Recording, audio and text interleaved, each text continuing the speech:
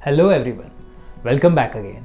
मैं हूं डॉक्टर राहुल जग्यासी, hair restoration consultant and hair transplant surgeon. तो आज हम एक ऐसा टॉपिक डिस्कस करेंगे जो कमेंट सेक्शन में मुझे बहुत से व्यूअर्स पूछते हैं कि सर अगर हमें हेयर लॉस हो रहा है या हेयर थिनिंग शुरू हो गई है और स्काल्प स्किन दिखने लगा है तो ट्रीटमेंट स्टार्ट करने की सही एज या टाइम क्या है। तो मेरे यहाँ काफ़ी पेशेंट्स ये कंसर्न्स लेके आते हैं कि सर हमें हेयर शेडिंग हो रही है, कुछ दिनों से हमारे बाल काफ़ी झड़ रहे हैं। तो पहले मैं वहाँ ये देखता हूँ कि वो शेडिंग ट्रीटेबल है कि नहीं, क्योंकि इंक्रीज शेडिंग मतलब ज़रूरी नहीं कि उसे ट्रीटमेंट की ज़रूरत है। इन केस वो टेम्परेरी शेडिंग है तो वो खुद ही टाइम से सेटल हो जाएगी। हमें यहाँ ये जानना है कि यहाँ कुछ प्रोग्रेसिव प्रॉब्लम तो डेवलप नहीं हो रहा, एंड इन केस हमें लगा कि ये टेम्पररी नहीं बट कुछ प्रोग्रेसिव हेयर शेडिंग है या प्रोग्रेसिव हेयर थिनिंग है, देन वो राइट टाइम और एज है ट्रीटमेंट स्टार्ट करने के लिए। सो यहाँ हमारा डायग्नोसिस बहुत ही इंपॉर्टेंट है। जैसे कि हम जब एग्जामिनेशन करते हैं वहाँ हम ये मैग्नीफाइंग लेंस यूज़ करते हैं जो कि आपके बालों को 50 गुना बड़ा करके दिखाता है, एंड वहाँ हमें इजीली दिख जाता है कि कहाँ के बाल पतले हो रहे हैं,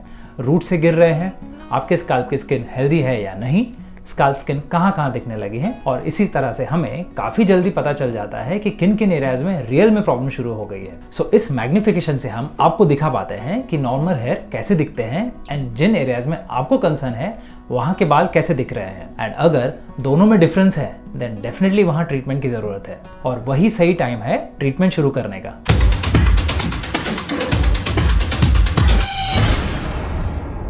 अब ट्रीटमेंट में मेडिकल ट्रीटमेंट आता है और सर्जिकल ट्रीटमेंट आता है। हेयर फॉल और हेयर थिनिंग के केसेस में पहले हम मेडिकल ट्रीटमेंट स्टार्ट करते हैं, जिसमें कि लेजर ट्रीटमेंट्स हो गए हैं, माइक्रो नीडलिंग होता है, मिनॉक्सिडिल एप्लीकेशन हो गया और बहुत कुछ। यहाँ हमारा मेन कंसर्न ये रहता है कि आपकी जो करंट कंडीशन प्रोग्रेस हो रही है उसे और बढ़ने से रोकें, आपके बालों को गिरने से या पतला होने से रोकें, रादर देन जो बाल गिर गए हैं उन्हें फिर से ग्रो करने की कोशिश करें, क्योंकि जो बाल रूट से गिर गए हैं उन्हें वापस नहीं लाया जा सकता सिवाय हेयर ट्रांसप्लांट प्रोसीजर के, जो कि एक सर्जिकल ट्रीटमेंट में आता है। बट यस, जो बाल पतले हो गए हैं उन्हें डेफिनेटली बचाया जा सकता है इन ट्रीटमेंट से, और इसी तरह इस कंडीशन को एडवांस ग्रेड्स में जाने से हम रोक सकते हैं। सो अगर आपके बाल थिकनेस में 50% से कम पतले हुए हैं देन उन्हें काफ़ी हद तक उनके ओरिजिनल थिकनेस में लाया जा सकता है। बट अगर वो 50% से ज़्यादा पतले हो गए हैं देन कोई भी ट्रीटमेंट उनको उनके ओरिजिनल थिकनेस में नहीं ला सकती। ऑल्सो कई बार आपके स्काल्प में डॉर्मेंट हेयर होते हैं।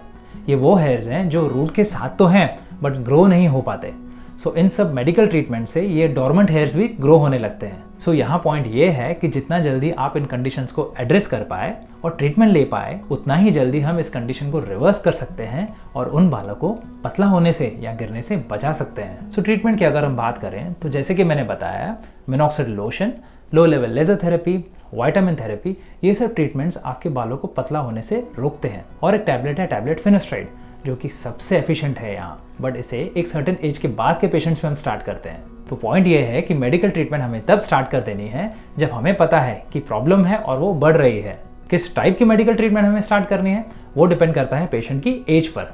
अब हम सर्जरी की बात करते हैं, यानी कि हेयर ट्रांसप्लांट सर्जरी की। तो ये एक परमानेंट ऑप्शन है जहां हम आपके बाल परमानेंट डोनर एरिया से निकालकर बॉल्ड एरियाज में डालते हैं। बट यहाँ भी मेडिकल ट्रीटमेंट का उतना ही इंपॉर्टेंस है। जैसे कि जिनमें हेयर लॉस शुरू हुआ है या बाल पतले होने शुरू हुए हैं वहाँ हमें इस प्रोसेस को पहले मेडिसिन से स्टेबलाइज करना है। फिर वंस ये प्रोसेस स्टेबलाइज हो जाता है फिर हम हेयर ट्रांसप्लांट करते हैं, जिससे कि रिजल्ट्स काफ़ी अच्छे आते हैं एंड वो रिजल्ट्स मेंटेन भी रहते हैं। और ये होता क्यों है?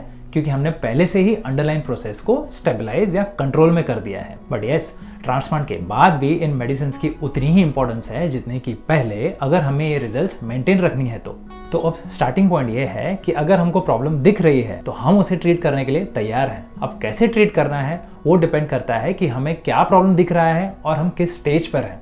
यहाँ इंपॉर्टेंट ये भी है कि हम ट्रीटमेंट कंटिन्यू करें, क्योंकि मुझे हमेशा पूछा जाता है कि सर हम ट्रीटमेंट स्टार्ट तो कर रहे हैं पर उसे हम कब तक कंटिन्यू करें। तो मेरा उसमें एक ही जवाब होता है कि हम हेयर लॉस को क्योर नहीं कर रहे, हम उसे सिर्फ मैनेज कर रहे हैं। मतलब ये तब तक काम करेगा जब तक आप ये ट्रीटमेंट ले रहे हैं।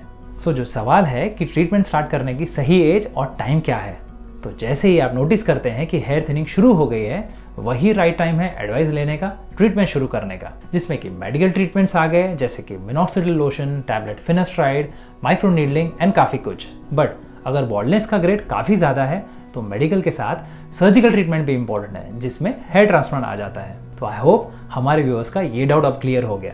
और हाँ, अगर आपको ये वीडियो से कुछ इन्फॉर्मेशन मिली, ये वीडियो आपको हेल्पफुल लगा, तो इस चैनल को ज़रूर सब्सक्राइब कीजिए, इस वीडियो को ज़रूर लाइक कीजिए, जिससे कि ये वीडियो काफ़ी लोगों तक पहुंच सकेगा, उनकी भी हेल्प हो जाएगी एंड साथ ही हमें मोटिवेशन मिलता रहेगा ऐसे और इन्फॉर्मेटिव वीडियोस बनाने का।